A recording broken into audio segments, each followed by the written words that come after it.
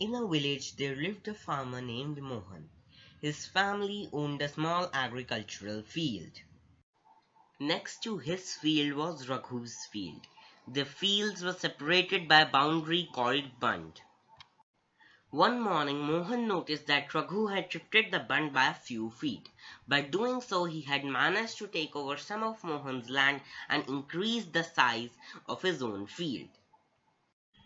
Mohan was angry, but he was also a little afraid, as Raghu's family owned many fields and besides, his uncle was the sarpanch of the village.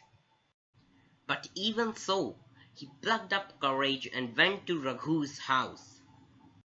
Why did you move the bund and took over some of my agricultural field? I didn't do anything like that. Don't try to be oversmart. I know that you are saying this to take over some of my land, but that will never happen. Then Raghu called his servant. They both began to shout at Mohan.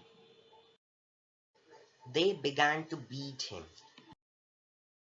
Their neighbors heard the commotion.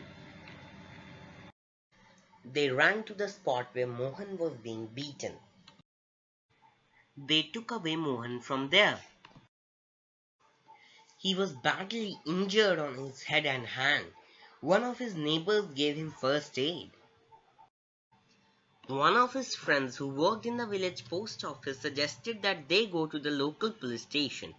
Others were doubtful if this was a good idea because they felt they would waste a lot of money and nothing would come out of it.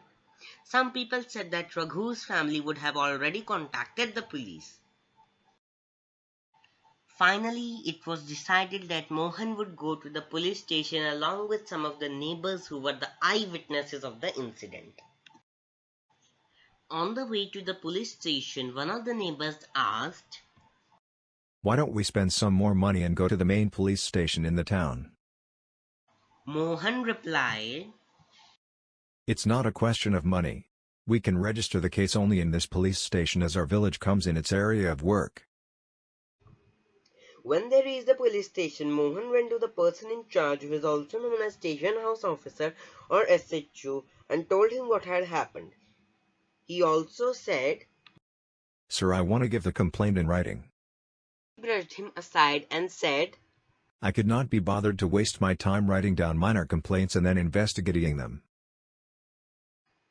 Mohan showed him his injuries, but the SHO did not believe him.